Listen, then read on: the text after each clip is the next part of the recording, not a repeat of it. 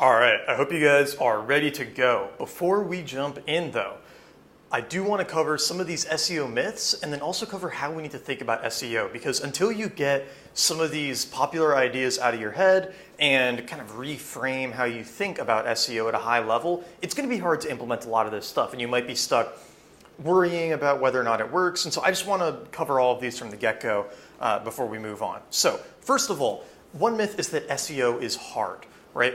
This belief that, oh, it's super hard to rank on Google, I don't know how to do it, I need to read everything, da da da da da. The truth is that it's actually very easy, it's very simple, but there's a lot of people who make money by getting you to pay tons of money because they want you to think that it's hard, right?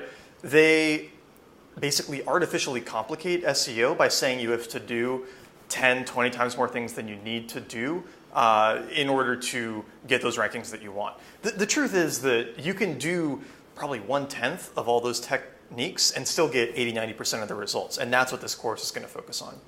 The second myth is that you need to hire an SEO expert. And if you've worked at a startup or worked in marketing, you've probably had this experience like, oh, I really need to hire somebody to do my SEO. And the truth is that you really don't. Unless you're trying to get that last 1% improvement in an incredibly competitive industry, you don't need an expert to come in and do tons of SEO consulting or tons of SEO work. You know, I will say that if you're in an incredibly competitive field for SEO, like talking about SEO or like some aspects of health, you might need some of the best people in the field to help you out, but for the vast majority of you, it's completely unnecessary. All you need to do is implement the stuff that's in these lessons. The second myth is that you need to put, or the third myth, is that you need to put a ton of time into building backlinks.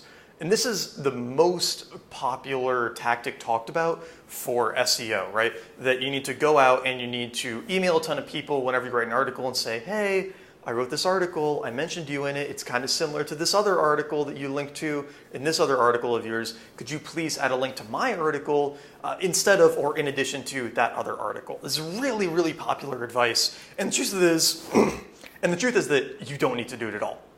I've never spent any time building backlinks, and you don't have to either. I talked about this on the landing page, but I think that there's a lot of confusion between whether getting more backlinks raises your SEO ranking or having a high SEO ranking gets you a lot of backlinks.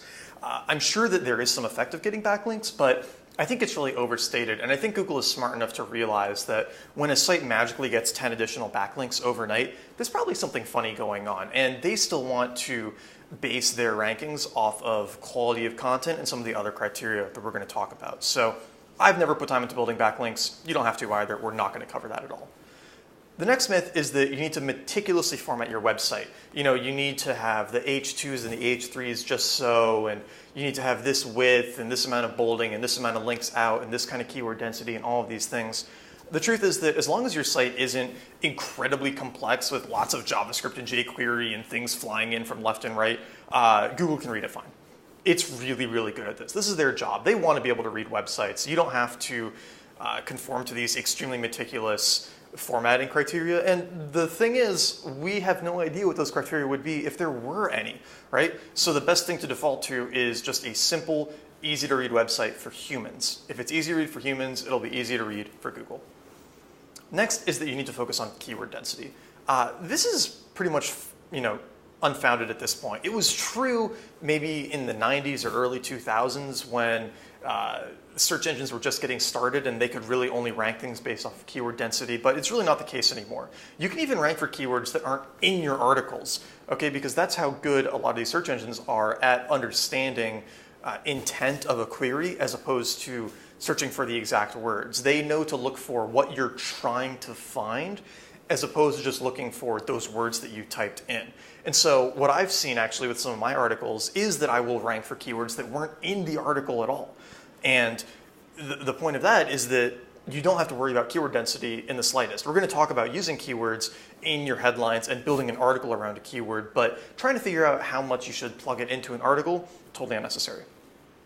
And then this idea that you need to spend lots of money on fancy tools. There's all kinds of SEO tools out there for checking your ranking and seeing what the competitors are doing and assessing keywords. And if you went out and got all of the ones that are recommended, you'd probably be spending over $1,000 a month. It's simply unnecessary. I only use 2 free tools, and that's all you need as well. I really only use Google Analytics and Keyword Planner. That's it. That's all that you need. And they're both completely free. You can start using them in a couple minutes, and that will get you all the SEO results that you could really ever want. So the question then is, why do we believe all of these things and why are they so popular? And there's a couple of reasons, but the main one is, like I said, there's a ton of money in SEO and the experts are really, really good at SEO. And because they're good at SEO, they can get articles about SEO ranked highly on Google. And we want to believe it's complicated, right? If you're doing some of these big things I talk about and it's not working, it's a lot easier to say, oh, I haven't found the right trick yet. I need to find this one little SEO tactic, reformatting the H2s on my page so they're a little bit more readable, because it's a way easier to do those little things than to work on the big things that do work. And this course is all about the big things that do work. And that's what I want to encourage you to focus on, and not to focus on these little itty bitty changes that probably aren't going to produce that great of results. So we're going to dive into that soon. But first, we're going to talk about how to think about SEO now that we've covered some of these myths.